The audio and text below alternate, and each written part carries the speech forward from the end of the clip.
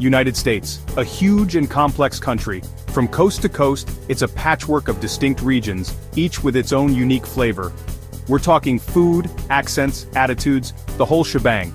This isn't your average travel brochure. We're going to dive deeper. We're going to explore the soul of the United States, one region at a time. Think of it like a Brazilian steakhouse. You've got the Northeast, the South, the Midwest, the West, each offering a different taste of what it means to be American. Some people might say we're too different, too divided, maybe. But it's those differences that make this country so interesting. So grab a fork and let's dig in. We begin in the Northeast, the birthplace of this crazy experiment called the United States. Think Boston, Philadelphia, New York. History oozes from the cobblestone streets. The scent of revolution hangs in the air. This is where it all started.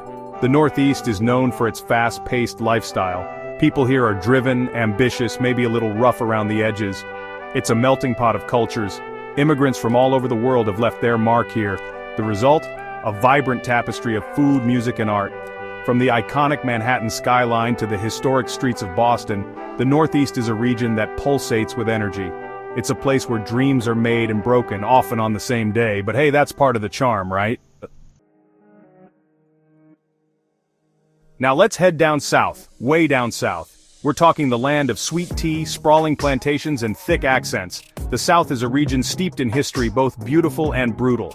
It's a place where contradictions reign supreme. You'll find some of the friendliest folks you'll ever meet here. Hospitality is an art form in the South. And the food? Don't even get me started.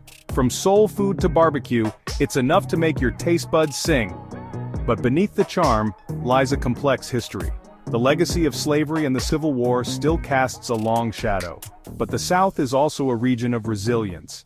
It's a place where people have learned to overcome adversity and emerge stronger on the other side. It's a place where music has the power to heal and bring people together.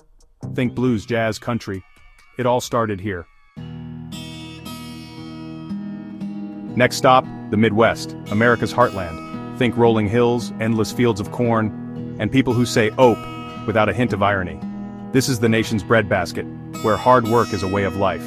Life here moves at a slower pace. People are down to earth, genuine, and always willing to lend a hand.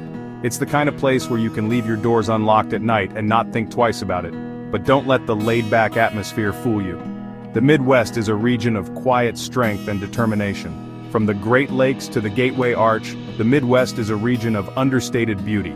It's a place where you can still find a sense of community that's hard to come by these days. It's a place where people value tradition and family above all else. Section 5. The West. Vast landscapes and diverse cultures. Last but not least, we head west. To the land of wide-open spaces, towering mountains and deserts that stretch as far as the eye can see. The West is a region of extremes, both geographically and culturally. From the glitz and glamour of Hollywood to the rugged individualism of cowboys, the West is a land of endless possibilities. It's a place where people go to reinvent themselves, to escape the confines of convention. And it's no wonder. The natural beauty of the West is enough to take your breath away. Think Grand Canyon, Yosemite, Yellowstone. These are places that have to be seen to be believed. But the West is more than just pretty landscapes.